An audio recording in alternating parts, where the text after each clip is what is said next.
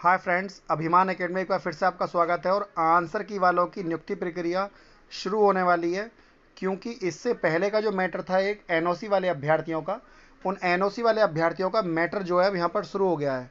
देखिए, मैं आपको एक एक करके सबसे पहले तो इसके बारे में बात करेंगे। सबसे पहले नोटिफिकेशन आ गया है, 5/3 को ये जारी हुआ था नोटिफिकेशन।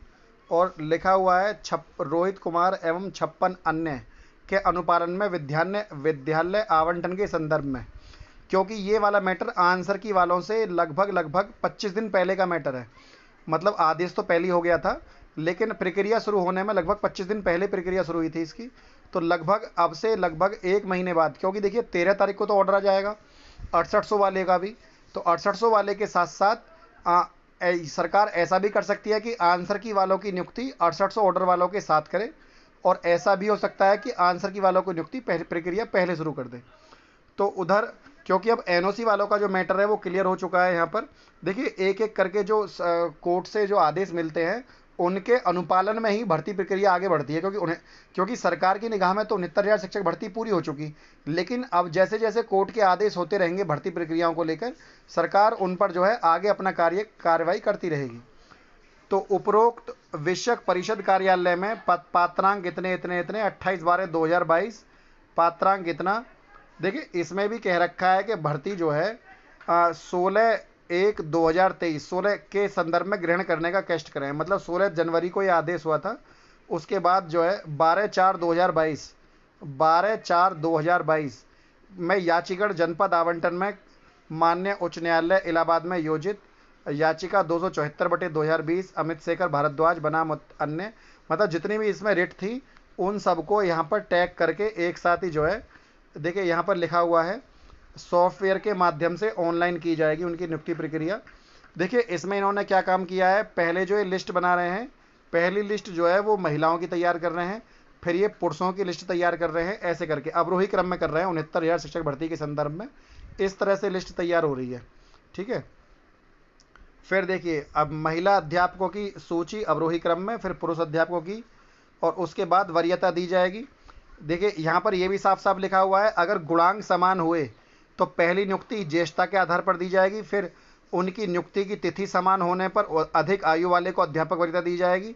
और अगर अध्यापक आयु भी समान हुई तो अंग्रेजी अल्फ़ाबेटिकली किसका पहला अक्षर क्या है उसके आधार पर यहाँ पर नियुक्ति दी जाएगी। मतलब कई बार ऐसा होता है कि समान अंक हो जाते हैं, तो उस आधार पर क्या करा जाए, अवरोही क्रम में सूची तैयार करी जाएगी, ठीक है। और यहाँ पर देखिए, आप विद्यालय आवंटन में की प्रक्रिया का क्रम, सबसे पहले दिव्यांग महिला के विकल्प पर विद्यालय आवंटन किया जाएगा। उसके बाद पुरुष दिव्यांग पुरुष के आधार पर, फिर महिलाओं के लिए आवंटन, फिर पुरुष अध्यापक के लिए, फिर दिव्यांग महिला अध्यापक पुरुष दोनों के लिए टाइम शॉर्ट, दिव्यांग महिला दिव्यांग पुरुष, ठीक है। इस तरह से लिस्ट ये तैयार की जाने वाली है। तो 69,000 शिक्षक भर्ती में सबसे बड़ी अपडेट कि धीरे धीरे करके जो पोर्टल है दोबारा खुल रहा है। देखिए, बीच में अभ्यर्थियों ने बिल्कुल अपनी उम्मीद छोड़ दी थी कि भर्ती में कुछ नहीं होगा, लेकिन आपको पता होगा न्याय सबसे ऊपर है। हमारे यहाँ कोई भी काम हो न्यायालय से बड़ा नहीं हो सकता, क्योंकि न्यायालय की जो है निगाह हर काम पर रहती है। अगर बात में सच्चाई है तो एक न एक दिन जीत अवश्य मिलती है। एनओसी वाले अभ्यर्थी भी कुछ इस तरह से ही जीत कर आए। अब एक बात और करते हैं, ये आप सोच रहे होंगे ये फॉर्म किस चीज़ का है। देखिए, ये फॉर्म उसका है कि जो एडेड जूनियर की भर्ती निकली हुई है, एडेड जूनियर में प्रधानाचार्य और अध्यापक संस्था का विवरण कार्यरत हेतु आवेदन प्रारूप मांगा गया है। तो क्योंकि डाटा मांगा गया था एडेड जूनियर में, तो एडेड जूनियर में अभी भी डाटा ही मांगा जा रहा है। पिछले कई महीने लगभग आप समझ लीजिए 9-10 महीने होने को आए इस भर्ती को।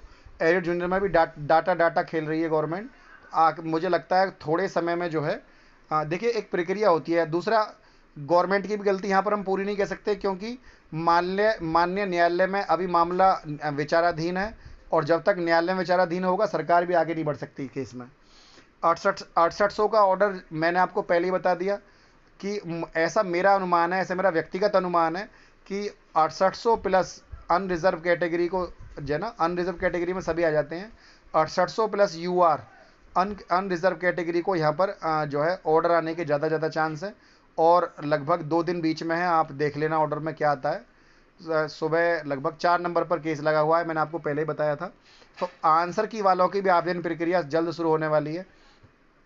एक दो अभ्यर्थी हमारे साथ ऐसे भी जुड़े हुए हैं कि उन्होंने बीच में क्या करा था, अपने डॉक्यूमेंट भेज दिए और डॉक्यूमेंट भेजने के बाद आगे कोई प्रक्रिया ना करी और उन्होंने सोचा कि अब हम याची बन गए डॉक्यूमेंट भेजकर। तो ऐसी जो है मूर्खता ना किया करें। उन्होंने अपना बीच में ऐसा हुआ था कि हमने अब बोला कि सर भैया कोई याची बनना चाहता हो तो संपर्क कर ले। तो ऐसे बच्चों ने क्या काम करा, अपने खाली डॉक्यूमेंट भेज दिए और उसके बाद ना ही तो उसमें फीस जमा करी ना ही कुछ करा और सोचा हम याची बन गए। तो ये जो है ऐसी मूर्खता आप ना करें, क्योंकि हर अभ्यर्थी को, हमारे पास भी डाटा रहता है, हमको पता रहता है कौन आदमी पेमेंट किया है कौन नहीं। तो इस तरह से जो है बाद में फिर अब चैट के माध्यम से पूछ रहे हैं कि सर क्या हुआ, तो ये चीज़ें गलत हैं। आप किसी को बरगलाइए मत ना, आप अध्यापक की नियुक्ति पाने वाले हैं। इस तरह के विचार जो है तर्क संगत नहीं होते, ठीक है। और दूसरी चीज़ देखिए, 13 तारीख को एक ईडब्ल्यूएस की याचिका पड़ने वाली है। मैंने आपको पहले बताया था, जो अभ्यर्थी कोई छूट गया हो तो ईडब्ल्यूएस की याचिका में शामिल हो सकता है।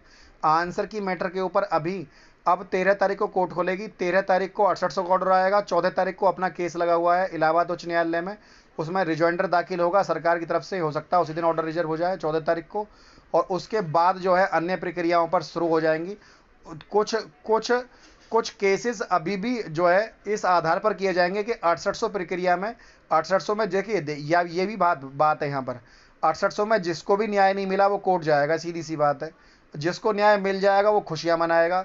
तो ऐसा तो नहीं हो सकता कि सभी पक्ष जो है यहाँ पर खुशियां लेकर लौटें। मेरी तो दिली इच्छा है कि संपूर्ण समायोजन कर दे सरकार, और ऐसा ऑर्डर हो कि संपूर्ण समायोजन हो जाए, सबको भर्ती मिल जाए। क्योंकि जब 5 साल से नौकरी नहीं निकली और बतेरे पद खाली हैं, 1.25 लाख पद खाली हैं, तो क्यों ना 69,000 शिक्षक भर्ती में सभी सुपर टेट पास अभ्यर्थियों को नियुक्ति दी जाए। मेरी दिली इच्छा तो ये है। अब बात आती है कि जिनका 6800 में नियुक्ति ना हो उनका क्या करें।